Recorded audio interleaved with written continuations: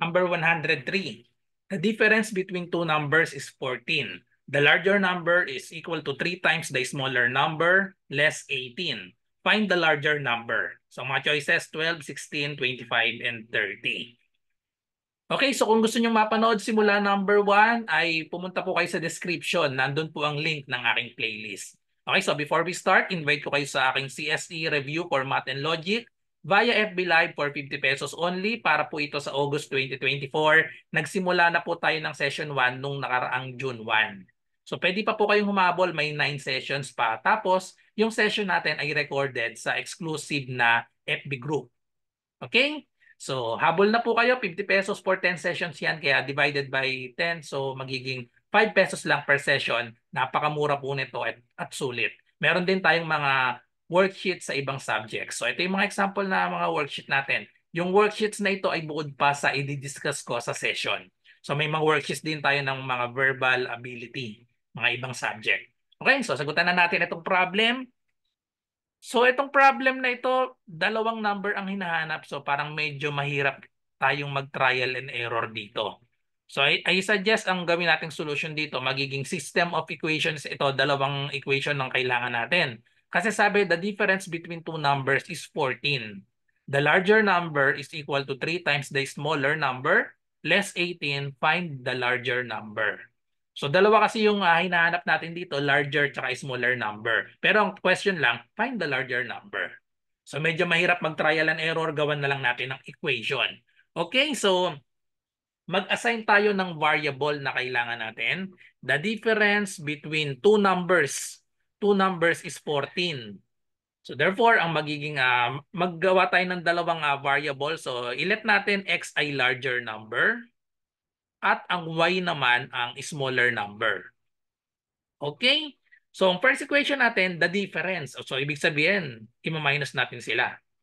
Between the two numbers is 14. So syempre unahin natin yung larger number. X minus y is equal to 14. So ito yung ating equation number 1. Okay? And then equation number 2. So isa-isahin natin. The larger number, ano ba yung larger number natin? So that is x. Is equal to, o lagay natin equal sign, 3 times the smaller number. 3 times the smaller number, so we have 3y. Smaller number is y, so 3 times y or 3y. Less 18, so minus 18. So this will be our equation number 2. So ang hinahanap, find the larger number. So larger number ang hinahanap natin. Etong x ang kailangan nating isolve. So magsa-substitution method lang tayo dito. Sabi sa equation number 2, ang value daw ng x ay 3y minus 18. So itong 3y minus 18, isa-substitute natin dito sa equation number 1. Okay? So kopyahin natin itong equation number 1. X minus y equals 14. Palitan natin si x ng 3y minus 18. Okay? So palitan ko 3y minus 18. Ito yung value ni x and then copy the rest. So palitan ko ng kulay. So 3y minus 18, we have minus y is equal to 14 and then solve for y. Okay? So 3y minus y, may invisible na 1 dito. 3y minus 1y, that is equal to 2y minus 18 equals 14. So si negative 18, dalhin natin sa kabila. Pag nag-transpose tayo, negative 18 magiging positive 18. Pero mas sanay ako, ang ginagawa ko, add both sides lagi. Okay? So add 18 to both sides. Para naka-arrange na rin kasi yan. Madali nang i-plus natin vertical. Okay? So we have 2y is equal to 14 plus 18. So that is equal to 32. And then divide both sides by 2. Therefore, the value of y is equal to 32 divided by 2 is 16. Okay? So the answer is 16. Mali po yan. Baka may ma-excite.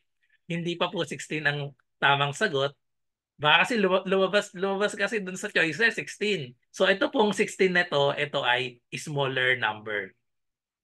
Smaller yan. Ito, y smaller number. So ang hinahanap natin ay find the larger number.